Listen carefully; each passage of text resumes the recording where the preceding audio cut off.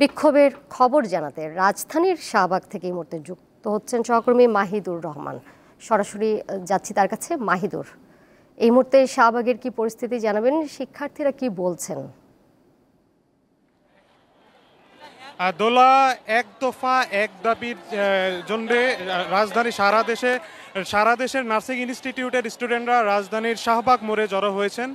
দুপুর 1টা বেজে তারা শহীদ মিনারে অবস্থান নেন এবং শহীদ মিনার থেকে আস্তে আস্তে তারা শাহবাগের দিকে জমায়েত হতে শুরু করেন। তো তাদের দাবি ছিল একটাই, যে তাদের যে ডিপ্লোমা আছে এইচএসসির পরে তাদের যে ডিগ্রিটা 3 বছরের, এই 3 বছরের ডিগ্রিকে তারা স্নাতক বা সমমানের যে ডিগ্রি, সেই ডিগ্রিতে পদায়নের জন্য তাদের আজকের এই অবরোধ। এই মুহূর্তে কিন্তু শাহবাগের চারিদিকের যে প্রবেশপথ, এই প্রবেশপথ কিন্তু বন্ধ রয়েছে, গাড়ি ঘোড়াও বন্ধ রয়েছে চলাচলে। শুধুমাত্র এখানে 2টি গুরুত্বপূর্ণ হসপিটাল থাকায় অ্যাম্বুলেন্স এই আন্দোলনের আওতার বাইরে রয়েছে।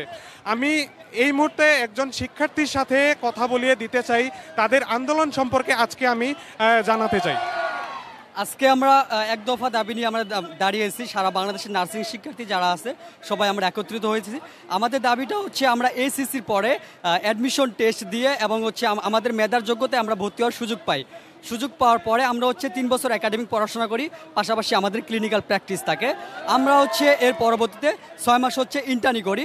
6 মাস ইন্টার্নি আমাদের যেভাবে হয়, একজন সিনিয়র স্টাফ নার্স যেভাবে ডিউটি করে মর্নিং, ইভিনিং এবং নাইট, তো সেভাবেই হচ্ছে আমরা ডিউটি করে থাকি। কিন্তু 6 মাস ইন্টার্নি শেষে আমরা হচ্ছে আমাদেরকে লাইসেন্স পরীক্ষা দিতে হয়।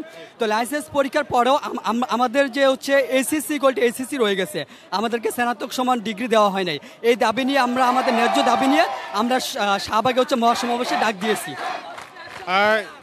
একজন শিক্ষার্থী আমাদের সাথে কথা বলছিলেন, তারা জানাচ্ছিলেন যে যতক্ষণ পর্যন্ত তারা এই আন্দোলন শেষ না করবে, যতক্ষণ পর্যন্ত তাদের দাবি আদায় না হবে, ততক্ষণ পর্যন্ত তারা তাদের আন্দোলন চালিয়ে যাবে। তো দোলা, এই ছিল শাহবাগ থেকে আমার কাছে সর্বশেষ। শাহবাগ থেকে যুক্ত ছিলেন সহকর্মী মাহিদুর রহমান।